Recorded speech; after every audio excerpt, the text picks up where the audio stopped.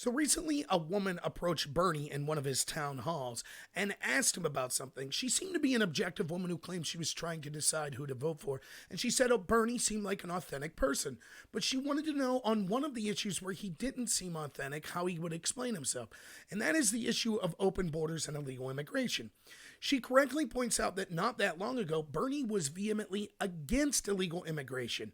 His reasoning was that this competes directly with low skill workers and depresses their wages. These are the most vulnerable workers that Bernie often talks about with his socialist message. So why would he now go from saying, yes, illegal immigrants depress the wages of U.S. citizens that need those wages the most, to now endorsing illegal immigration, saying they need to stay, saying that we need to decriminalize and not detain people at the border, etc. He doesn't really give a good answer to this. He goes back to the old tired cliche. Well, think of how our economy would be in dire straits if it wasn't for illegal immigration. Our produce prices would go through the roof, for example. Now, I've talked about this before, but I want to hit on how repugnant this argument is, especially when you look at it in context of people like Bloomberg and Bernie's plan that they would have a minimum wage that would be something around $15 to $20. Now, to me, this argument is immoral because there are two arguments that those that promulgate illegal immigration like to make. One is a morality argument.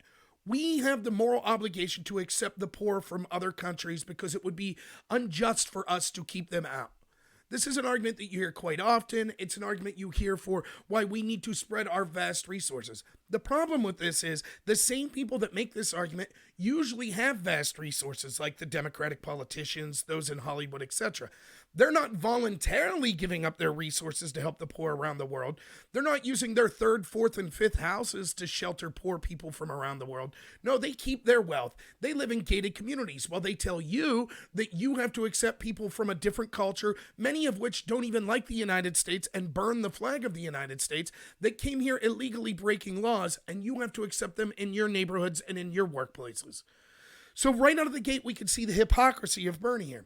But the second argument that people like him make is that it's actually good for our economy because they do work that Americans are unwilling to do.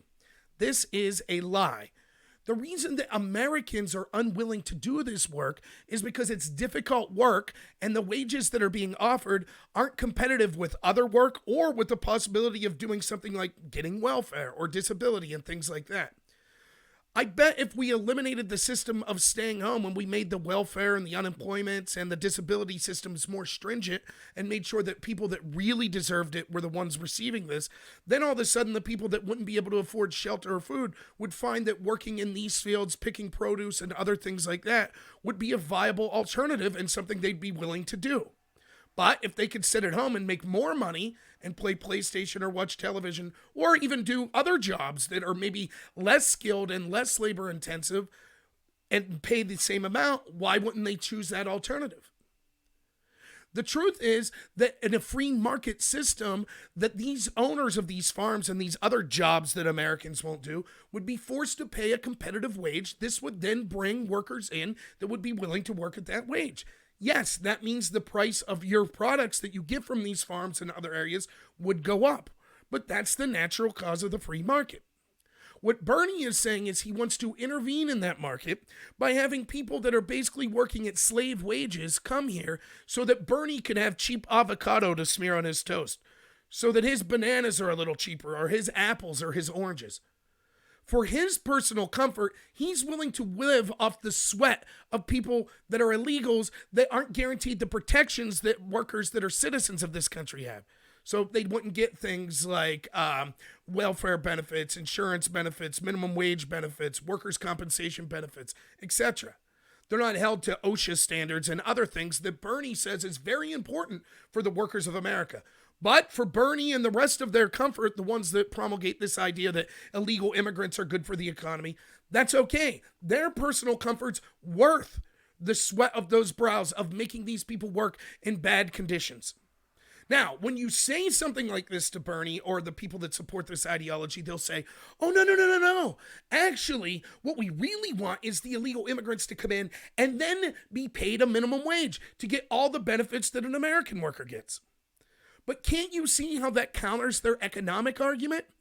If their argument on the economy is we have to have these illegal immigrants working at cheap wages or else the economy would really be harmed and things like produce would become unaffordable, well, if we start paying these illegal immigrants like we're forced to pay Americans in other jobs at a competitive wage, then wouldn't that economic argument backfire on them? Wouldn't the price of produce go up if instead of paying illegals $3 an hour, we now have to pay them $15 or $20? And remember, Bernie and Bloomberg and many of the other Democrats are proposing national minimum wage standards 15, 20, and higher. So this would mean that every illegal immigrant who comes in ends up making a wage that if you just paid Americans that wage, they'd be willing to do the work. The entire argument is, oh, it's unfair to force these businessmen to pay a competitive wage because it would harm our economy. Therefore, they should be allowed to pay below what the law says to illegal immigrants that are breaking the law. That way we could all live comfortably. To me, this argument is the exact same rationale for slavery. Oh, it's cool. It was really bad in Africa. It was really bad in these countries that the slaves came from. So actually, the slave owners are giving them shelter. They're giving them 3 square meals a day. They have it better here than they would have back in their home country. That's the sort of repugnant argument that Bernie and this open borders crowd is making. Oh, it's okay for them to work in deplorable conditions where they have no protections of the government because they're here illegally. Many of them are exploited by these business owners that unfairly take wages that they didn't agree to and give them less than what they were supposed to have and make it so it's near impossible for them to have a life and get back to their country if they want. But that's okay for these open border people. They say, that's fine. It's worth it for my cheap avocados. I don't think that way. I think first and foremost, our government has a responsibility to protect the citizens of this country, and things like illegal immigration should not be tolerated. But also because I do have compassion for the illegal immigrants, I'm not going to say that I want them to suffer and work jobs that are artificially uncompetitive in the wage department because I want cheap produce. Yet somehow I'm told that the other side, the side that wants illegal immigration, is the side of morality. Listen to them speak and they belie their intentions.